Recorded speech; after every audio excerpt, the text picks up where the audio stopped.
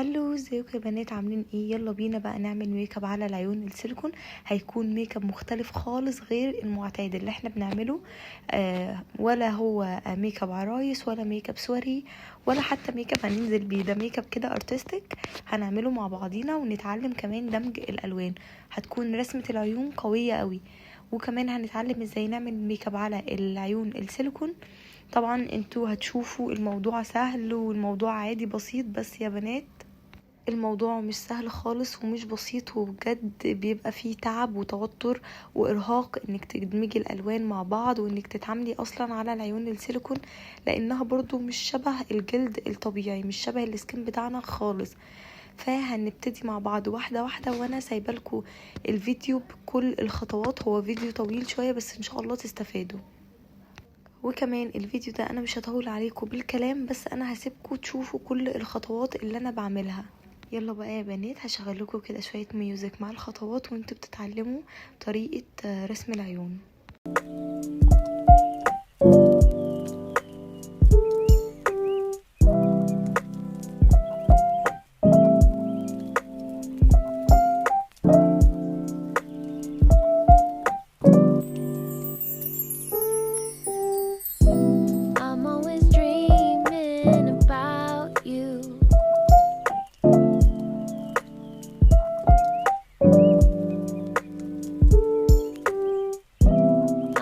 هنا ابتديت اخد اللون الانتقالي اللي انا هبتدي ادمج بيه الالوان، وهو على لون جملي فاتح كده زي ما انتوا شايفين.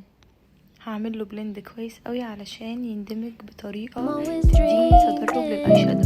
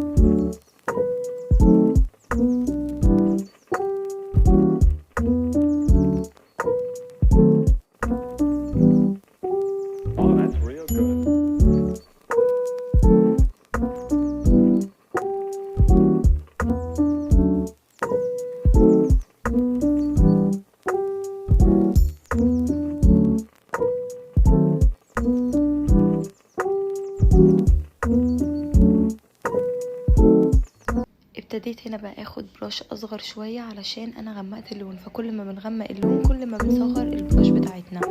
وكمان هعمل بلند كويس قوي للون الغامق علشان الاتنين يعملوا تدرج مع بعض.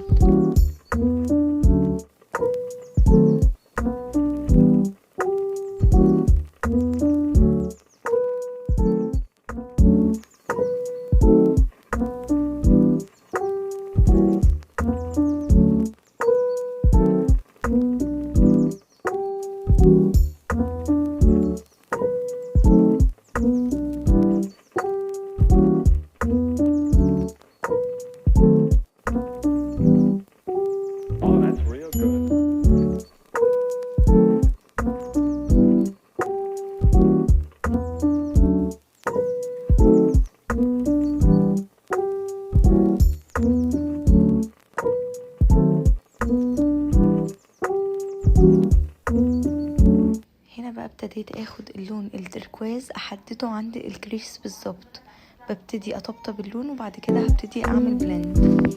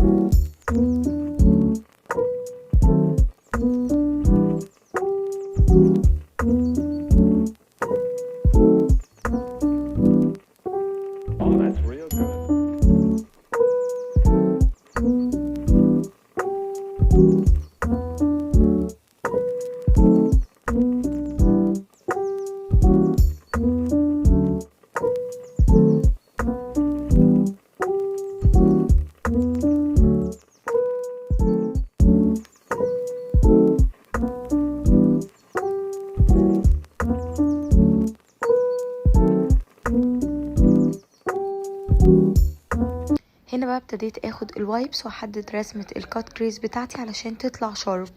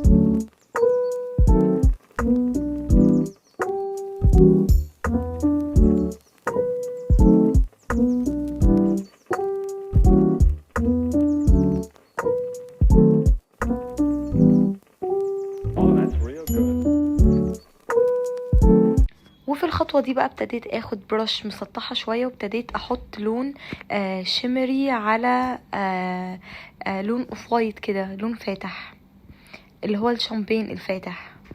ابتديت اطبطب على كل الرسمة من تحت اللي هي بتاعت الكات كريز على الجفن المتحرك. يعني عندنا في عينينا ده اسمه الجفن المتحرك، والرسمة اللي هي بتاعت الكات كريز دي اسمها الجفن الثابت.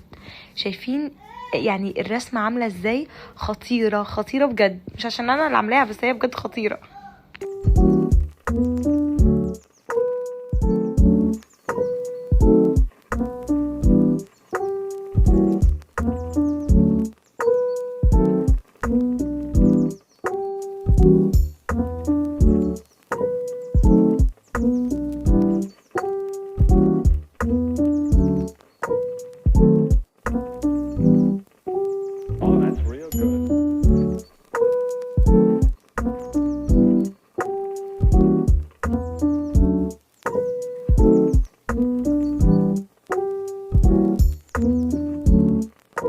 وبنفس البروش اللي انا حطيت بيها اللون الشمري ابتديت اخد اللون اللي هو الزيتي الشمري على التركواز، عملت لهم ميكس مع بعض وابتديت احطهم فوق اللون الشامبين.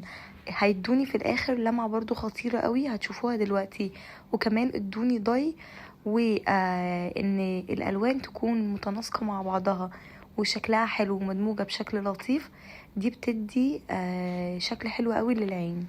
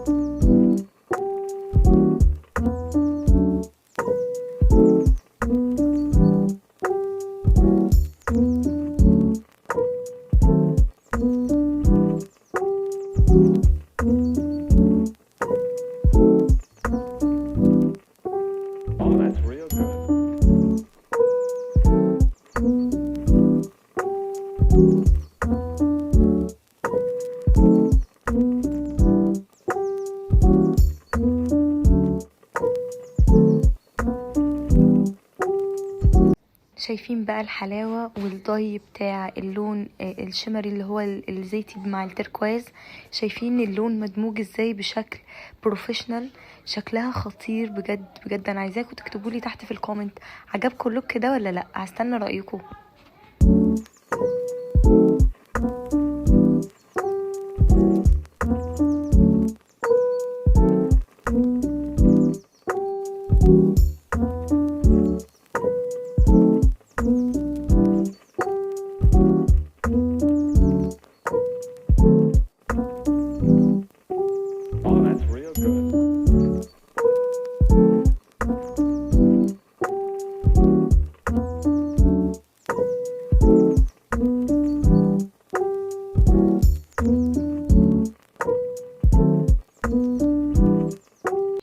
بقى ابتديت اخد من نفس الالوان وابتدي اعمل ايلاينر مموه، هيدي كمان هيبرز رسمة العين اكتر وهيخليها كمان جذابة اكتر.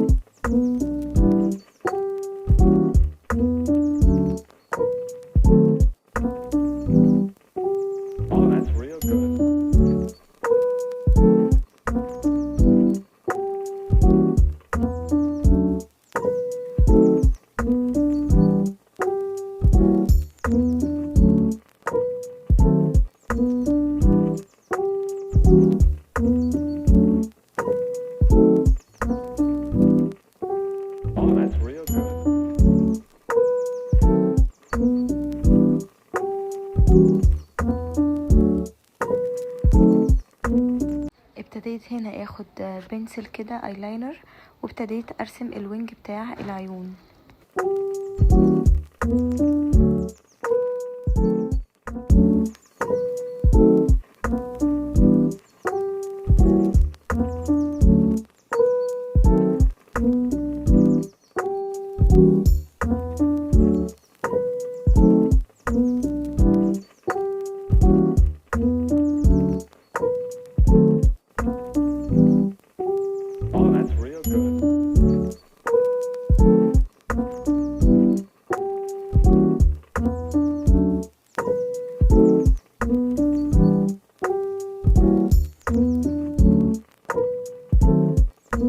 نفس الالوان اللي انا عملت لها دمج بالاي شادو فوق العيون اخدتها من اللون الاغمق للافتح، هبتدي اعملها برضو هحدد بيها رسمة العيون من تحت وابتدي افتح الدرجات واحدة واحدة.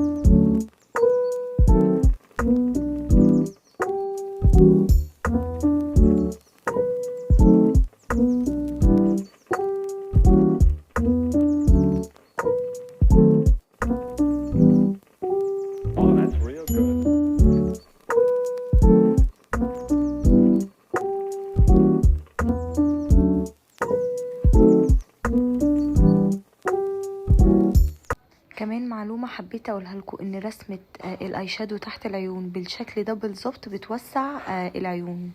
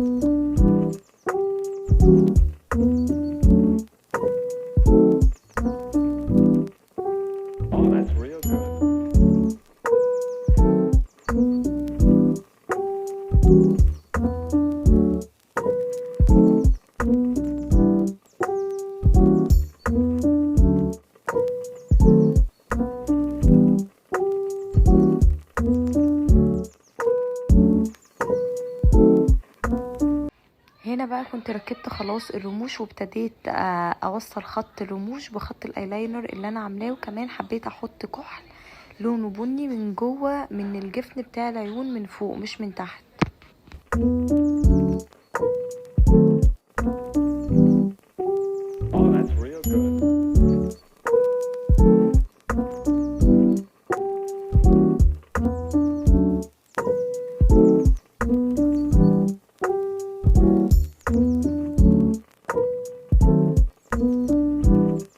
هنا بقى كنت بعمل كونتور بتاع النوز.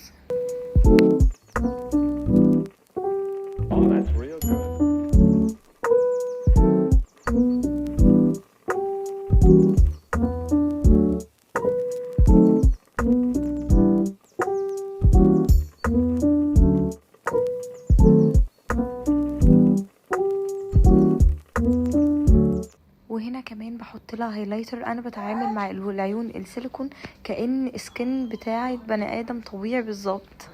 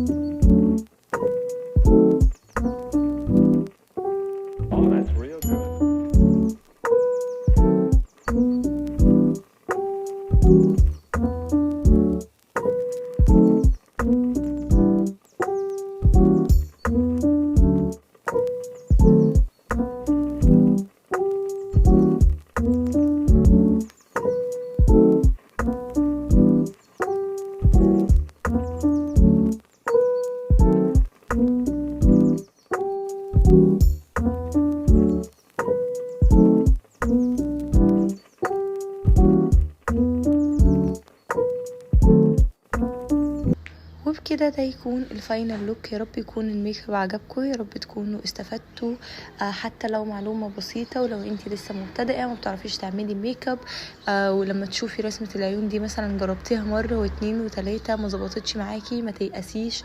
كلنا بنتعلم وكلنا في الاول ما كناش بنعرف نعمل ميك اب. بالعكس استمري واجتهدي وافضلي تعلمي لحد حتى ما توصلي للنتيجه اللي ترضيكي، وبرده ما توقفيش انك تتعلمي. احنا كل شويه حتى لو ميك اب ارتست معروفه كل شويه بتتعلم تقنيات جديده وتكنيك جديد. فانتي بس اجتهدي واشتغلي على نفسك وان شاء الله هتحققي كل اللي نفسك فيه. ويا رب ما كنتش طولت عليكم، يا رب يكون الميك اب عجبكم. ولو حابين تسالوني في اي حاجه او اي نوع براند معينه في الميك اب اكتبوا لي تحت في الكومنت. باي. تعالوا بقى نعمل مع بعض اللوك التاني ده، مختلف خالص عن الميك اب لوك اللي احنا كنا عاملينه في اول الفيديو. ده ميك اب بقى ممكن تنزلي بيه لو عندك مناسبة، عندك تخرج، بتحبي الميك اب وانتي خارجة، يعني يليق معاكي على كل حاجة، وكمان هيبرز العين ويديها شكل حلو قوي. اول حاجة ابتديت بلون خفيف، لون على كشمير خفيف. ابتديت اطبطب في الجفن المتحرك، هبتدي اطبطب اللون كله على الجفن المتحرك، وبعد كده هبتدي اعمله بلند. هبتدي اعمل بلند حلو قوي علشان ما يبقاش فيه اي كلكعه معايا في الالوان زي ما انتوا شايفين. وببتدي ازود اللون واحده واحده. انا عاوزه اللون يكون على الجفن المتحرك تقيل وواضح، يبقى قوي كده، فمش هاخده مره واحده. هبتدي ازود اللون او اتقل اللون واحده واحده. ببتدي هنا اعمل بلند للاطراف. شايفين كده انا ابتديت اعمل بلند حلو قوي للاطراف، وابتديت اطلع اللون على فوق. انا كل ده لسه ما خدتش اي درجه، كل ده بعمل تدرج بنفس اللون اللي انا حطاه زي ما انتوا شايفين كده.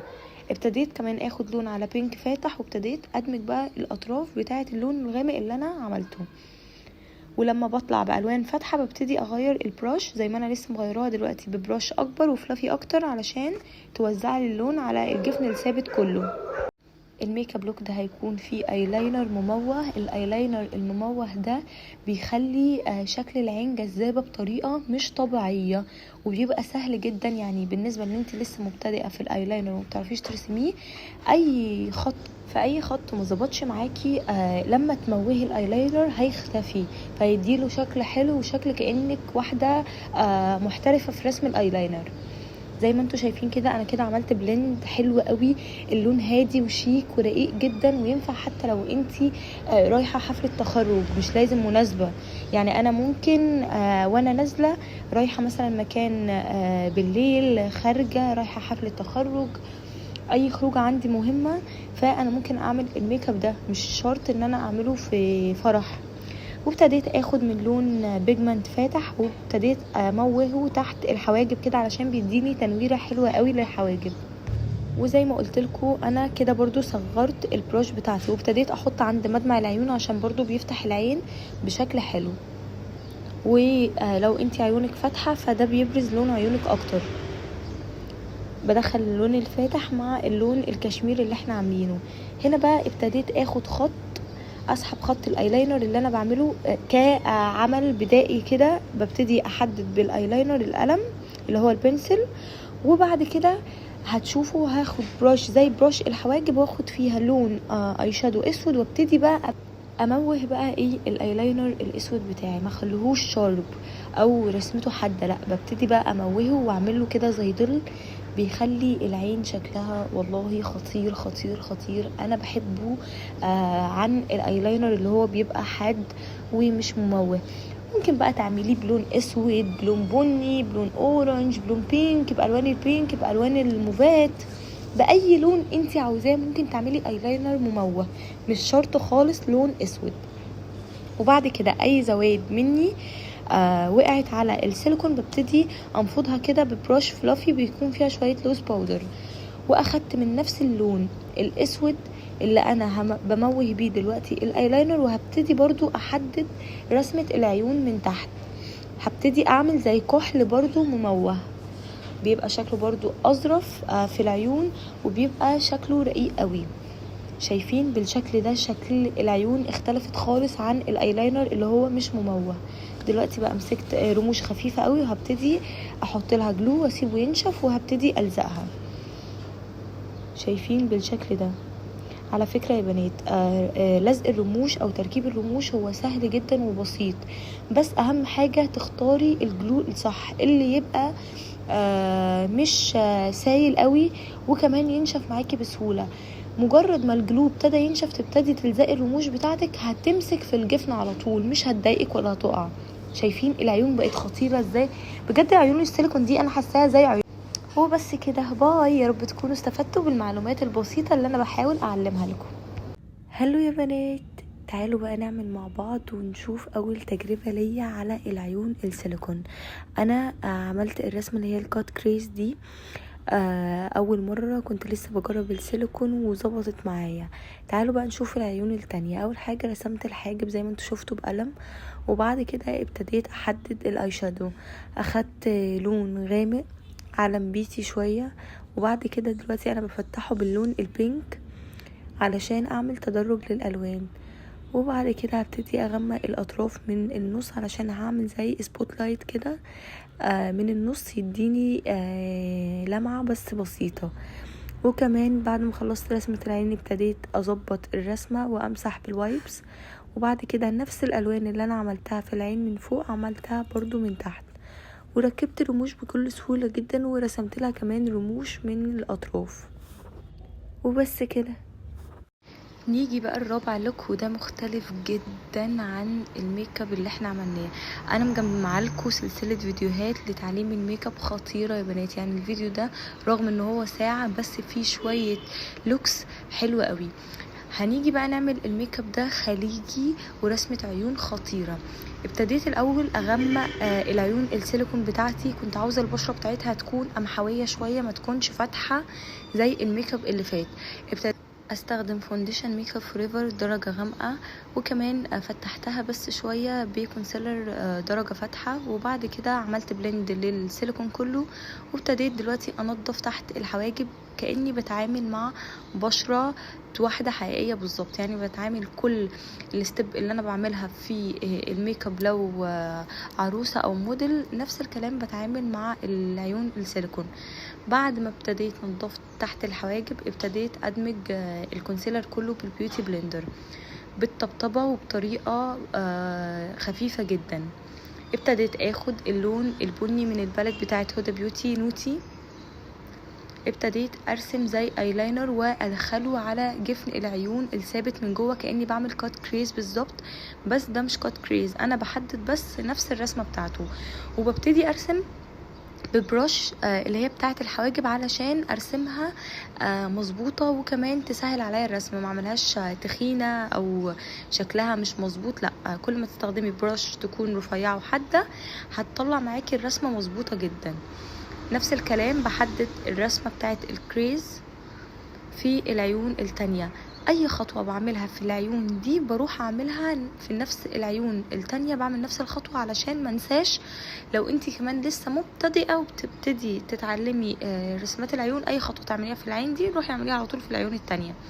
ببتدي بقى كده اموه اللون البني بتاعي، ببتدي اموهه بالبرش. كل ده انا لسه بستخدم نفس البرش بتاعتي اللي هي زي بتاعه الحاجب. شايفين رسمالي معايا الجفن حلو قوي ازاي، سهل قوي، بس انتوا ركزوا فيها. وببتدي اغمق وادخل اللون اسحبه لجوه العين اكتر زي ما انتوا شايفين. ابتديت بقى اخد بنسل بروش وهبتدي اعمل بلند للون البني اللي انا حطيته. كمان يا بنات معلش انا استخدمت اللون البني ده من الباليت بتاعه جاكلين هيل علشان انا بس افتكرت ان انا مستخدماها من الباليت بتاعه هدى بيوتي. زي ما انتوا شايفين كده الخطوات بسيطة جدا بجد، على قد ما الرسمة بتبقى خطيرة ورسمة خليجية خطيرة بس خطواتها سهلة جدا. اخدت بقى اللون الفاتح ده من الباليت بتاعه هدى بيوتي وابتديت اعمل بيها بلند للاطراف للون البني. وكمان اخدت درجة فاتحة على بيج هبتدي احطها في الزاوية بتاعة العين الاولى، الزاوية الاولى اللي هي بتاعة العين. بعد كده بقى استخدمت الجليتر الفضي ده من لاجير. ابتديت انطور كده اوزعه بطريقة عشوائية جدا جدا ببروش كده. ابتديت اوزع الجليتر في اول العين وفي نص العين، مش هدخل بيه على جوه، انا بس هاجي عند نص العين وهبتدي اوقف الجليتر. وبعد كده اخدت بروش ودمجت الجليتر مع لون الاي شادو. نفس البروش اللي انا خدتها حددت بيها رسمة الكريز اخد بيها نفس اللون البني اللي انا استخدمته، هعمل بيه الزاوية بتاعة العين من تحت، هحدد بيه العين كده. شايفين الرسمة يا بنات خطيرة ازاي؟ وكمان رسمة الحواجب عجباني قوي، الهير باي هير ده شكله تحفة. بس عشان تبقوا عارفين انا ما جاتش معايا الرسمة دي بسهولة، انا قعدت اتدرب عليها كتير علشان اطلع الحواجب بالشكل ده على وش السيليكون. وبعد كده اخدت ايلاينر جليتر وابتديت احط منه تحت العين، بيدي تنويرة وبيوسع العين بشكل خطير. شايفين كل ما اللوكس بيبتدي يخلص بيبتدي يبان. نفس الايلاينر الجليتر اللي اخدته عملت بيه تحت العيون، هبتدي احدد بيه الخط بتاع الكريس من فوق. هو مش هيبان قوي علشان الجليتر اللي انا حاطاه الخط دي، بس اعمله الخطوه دي. واخدت بنسل ايلاينر بس لونه بني مش لونه اسود، وهبتدي اعمل الوينج بتاع العيون زي ما انتوا شايفين. بجد بجد زي ما بقول لكم، كل ما خطوه تخلص في الميك اب بيبتدي يبان. ما تحكموش ابدا على الميك اب في البدايه. كل اول ما بتخلصي الفينش كله بتاع الميك اب كله بيظهر وبيبان معاكي ايه الحاجات اللي انت عاوزه تظبطيها. وكمان ابتديت اخد هنا الرموش، انا حطيت عليها الجلو بتاع لانيل وبسيبها شويه بتاع من دقيقتين ل3 الجلو يبتدي ينشف، وببتدي الزقها حتى لو على عيوني انا او عيون اي كلاينت، مش السيليكون بس. بتتلزق معاكي بكل سهوله. والرموش دي هي مفرغه كده وخفيفه مش تقيله خالص علشان تبين معايا الرسمه اللي انا عاملاها زي ما انتوا شايفين. كمان بمسكها بالملقاط علشان اتحكم فيها اكتر، ولزقت بكل سهوله. وكمان لزقت العيون التانية. ودلوقتي ببتدي اتقل الحواجب وامشي عليها بالاي شادو الباودر، يعني انا رسماها هير باي هير وببتدي امشي عليها بالاي شادو علشان شكلها يبان اكتر.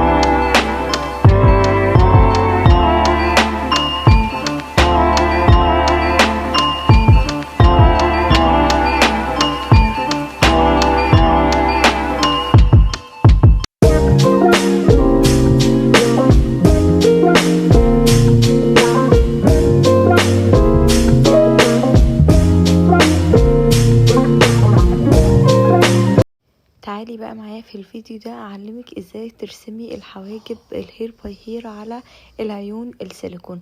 اول حاجة بتجيبي باودر حواجب، لازم تبتدي بباودر حواجب علشان تظبطي الرسمة اللي انت عاوزاها، وبعد كده هنمشي عليها بالقلم الفلوماستر اللي احنا هنعمل بيه الهير باي هير.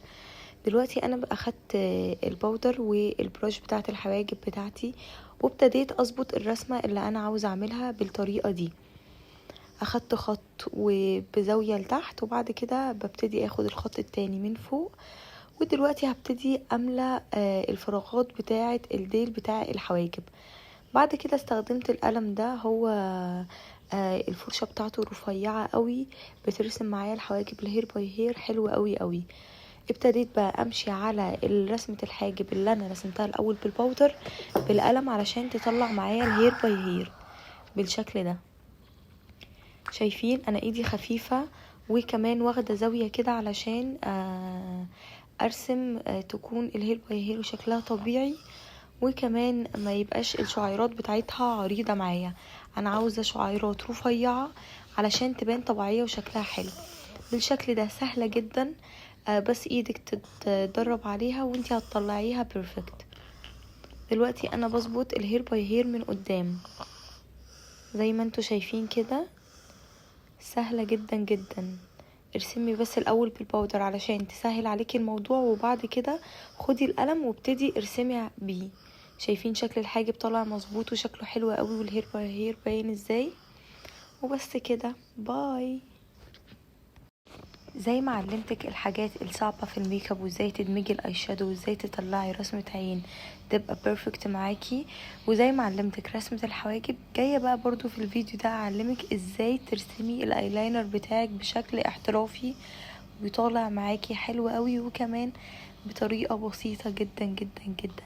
تابعي الفيديو وانتي هتتعلمي ازاي تعملي احلى ايلاينر، سواء الوان بني، اخضر، نبيتي، اي لون انتي بتحبيه، او سواء وازاي شكل العيون بيختلف ورسمة العيون بتختلف باختلاف الوان الايلاينر.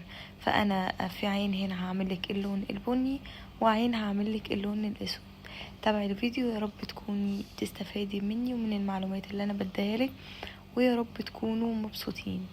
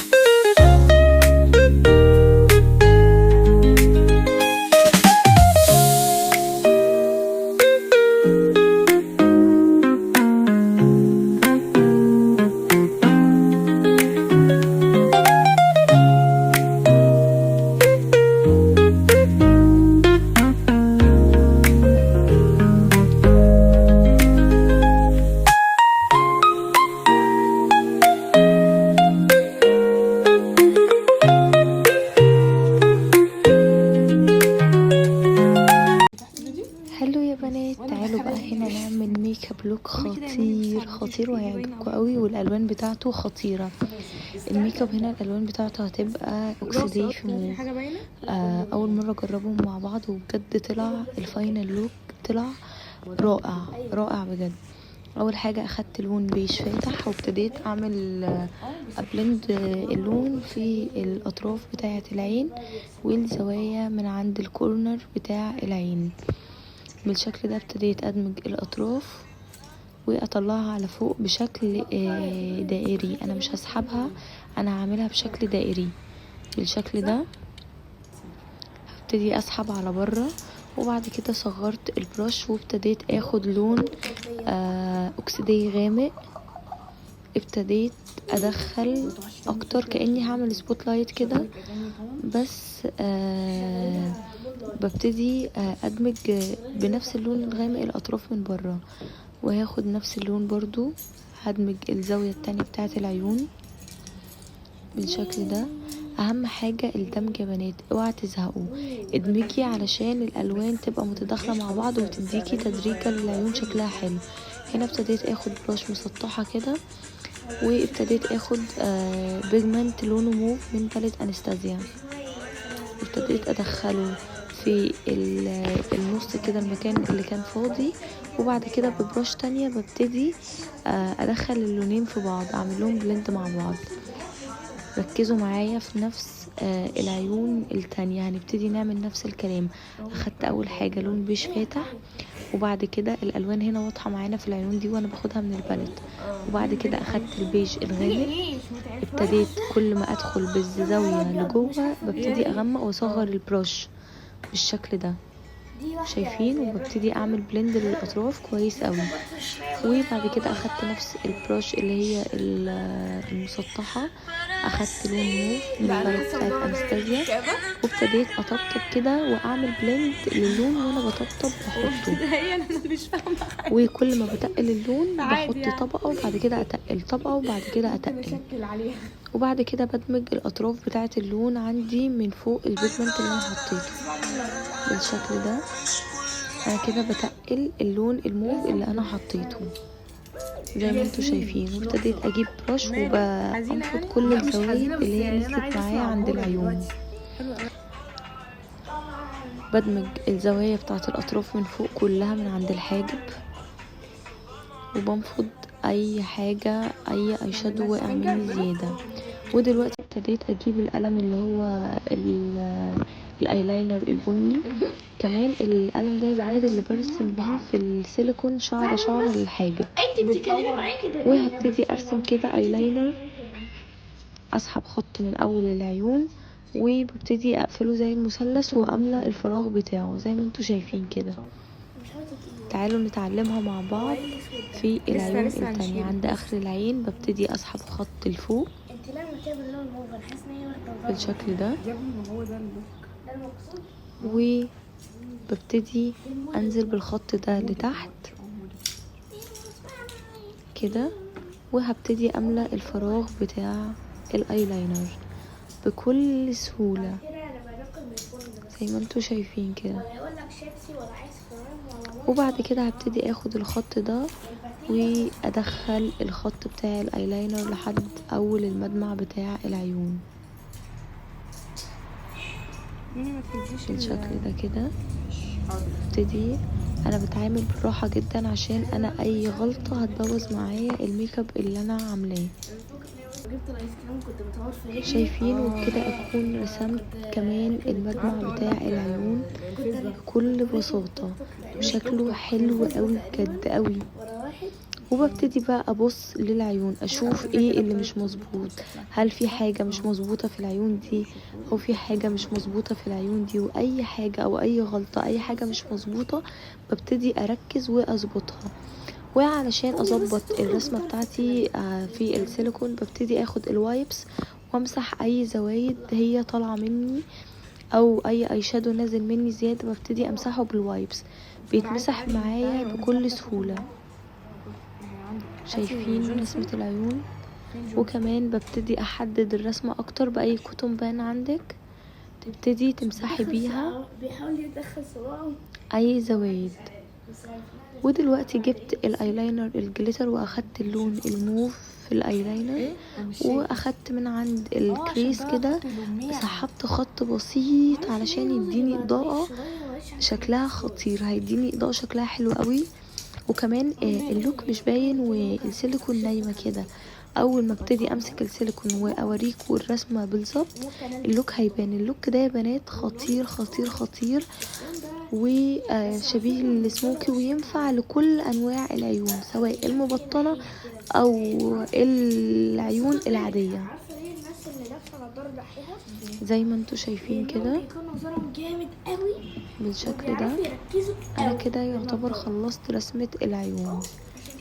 شايفين انا لما مسكت السيليكون الرسمة ظهرت والالوان ظهرت ازاي، شايفين الدمج واللون راقي ازاي وشكله حلو. دلوقتي ابتديت اخد من الايلاينر الجليتر وامشي في المثلث بتاع الايلاينر الاسود علشان يديني ضي ولمعة كده تكون حلوة قوي. الالوان يا بنات خطيرة مع بعض، اللون الاكسدي مع الموف خطير. ودلوقتي بعمل الكونتور بتاع النوز. زي ما قلت لكم انا بتعامل مع السيليكون كأن بشرة واحدة حقيقية انا بشتغل عليها، بتعامل معاه بالراحة وببتدي احط كل يعني بمشي بنفس الخطوات اللي بعملها على السكين بتاعنا العادي. وهنا ببتدي احط اضاءة. هنا بقى حبيت اكتر الهايلايتر، حبيت ان البشرة تديني جلوي يبقى شكله حلو وجلوي كتير، يعني تبقى اللمعة قوية وظاهرة فيه. رسمة العيون يعني تسلم ايدي بجد والله. ابتديت هنا بقى اخترت الرموش وابتديت هنا الزقها بكل سهولة.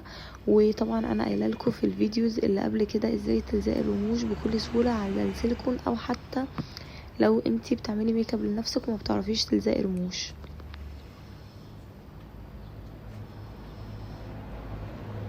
شايفين انا مخليه لكم الفيديو مش متسرع علشان تعرفوا الخطوات بالظبط وازاي انا بعمل كل خطوة، وازاي ببقى حريصة جدا ان كل حاجة تطلع مظبوطة. دلوقتي اخدت براش كده عاملة زي براش الحواجب بس اكبر شوية، وابتديت اخد اللون اللي هو البني على اكسدي ده، ابتديت احدد بيه من تحت العيون، اموه تحت العيون. الحركة دي برضو يا بنات حتى لو انتي مش رسمة عيونك ونازلة عادي، لو عملتي الحركة دي تحت العيون بتفرق جدا جدا جدا معاكي، بتخلي شكل العين مفتوح اكتر وشكله احلى بكتير. ولو اي هالات العيون الناعسة الكلام ده بتخفي كل ده، تخلي العين شكلها حلو قوي. بالشكل ده بعمل نفس الحركة في العيون التانية زي ما انتوا شايفين. ببتدي بقى ادرج نفس الالوان اللي عملتها في العيون، اللي هي الدرجات اللي عملتها في العيون من فوق ببتدي اعملها من تحت بالشكل ده. ودلوقتي هبتدي اخد اللون الموف اللي انا حطيته من فوق العيون، هبتدي اخده كده ببراش مبططة اكتر وهبتدي اعمله بلند تحت العيون.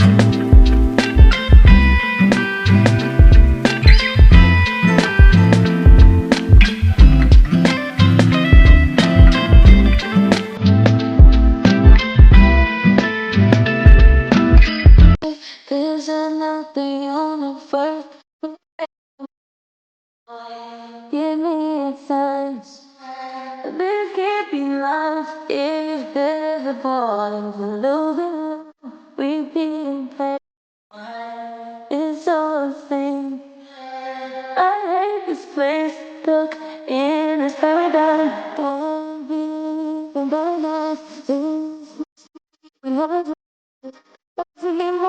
there to be more sick of those animals, intrusive thoughts that I lost. Your farm at night is advertised. There's got to be more, been here before. Like better or better. هلو، ازيكم يا بنات؟ عاملين ايه؟ انا جايه النهارده اعرفكم كل استخدامات الفرش بتاعه الميك اب، عشان في بنات كتير قوي بتبقى عارفه اشكال الفرش بس ما تعرفش ايه استخداماتها. اول حاجه فرشه اللي هي مكتوب عليها توزيع كريم الاساس. الفرشه دي بتبقى مسطحه، بتوزع الفونديشن حلو قوي قوي، بس ما ينفعش ندمج بيه، بس بتديله كفر عالي. تاني فرشة اللي هي الفرشة اللي مكتوب عليها دمج كريم الأساس، دي اسمها الكابوكي بروش، دي بتاعة الفونديشن.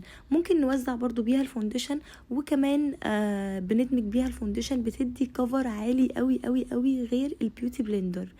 تالت حاجة البروش اللي هي مكتوب عليها الباودر، دي بتبقى فرشة كده يا بنات فلافي بس كثيفة، يعني الشعر فيها مش جنب بعض قوي، ولكن بتكون الشعر فيها كثيف. دي بتاعت اللوز باودر، بتثبت الوش حلو قوي، وبتوزع اللوز باودر كلها، ما تخليهاش تكتل على البشرة.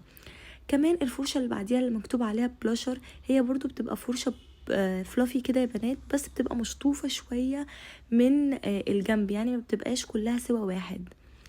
كمان نفس الفكرة بتاعتها الفرشة بتاعت المكتوب عليها البرونزر، دي ممكن نحط بيها البرونزر اللي هو بنغمق بيه البشرة، او كمان بنحط بيها الكونتور. بتبقى نفس الفكرة يا بنات بتاعت البلاشر، بس زي ما انتوا شايفين كده في الصورة بتبقى اصغر شوية، بس في نفس الوقت بتبقى فلافي. كمان في الفرشة اللي بعديها اللي هي المشطوفة والمضغوطة، دي بتاعت الكونتور الكريمي. عايزاكم تلاحظوا يا بنات ان في فرق ما بين البروش بتاعت الكونتور او البرونزر اللي هو الباودر، وفي فرق ما بين الكريمي. الباودر بتبقى الفرشه بتاعتها فلافي كده، والشعيرات مش مدموجه جنب بعض، لكن اللي هي بتاعت الكونتور الكريمي لازم الفرشه تبقى الشعر كثيف ومضغوط مع بعض، مفيش اي فراغ ما بينهم. فعايزاكوا تلاحظوا الفرق ما بين الاتنين، علشان انت لو جيتي دمجتي الكونتور الكريمي بالفرشه اللي هي الفلافي اللي هي مش مضغوطه، مش هيدمج معاكي خالص، وهيديكي بلند كده، مش هيبقى سموث كده على البشره، هيبقى في حاجه انت مش حباها، في حاجه غلط، مش هتعرفي تدمجي بيها كويس. تمام. وبعد كده الفرشه اللي هي الاخيره دي بتاعت الهايلايتر، دي بتحط الهايلايتر يا بنات، اي اضاءه عموما في البشره بتخليها شكلها حلو قوي قوي قوي. احنا عارفين ان احنا لما بنيجي نحط الهايلايتر يا بنات، او عموما اي اضاءه بتبقى في البشره اللي هي بتدينا تنويره ولمعه حلوه قوي قوي، بتخلي البشره جلوي قوي وشكلها حلو. لما بنيجي نحط عند الخدود او عند الدقن او عند النوز او كمان في الجبهه، كل دي مناطق بتبقى للتنوير، بتدي البشره، بتخليها شكلها صحيه قوي قوي، وكمان بتديها اضاءه حلوه قوي.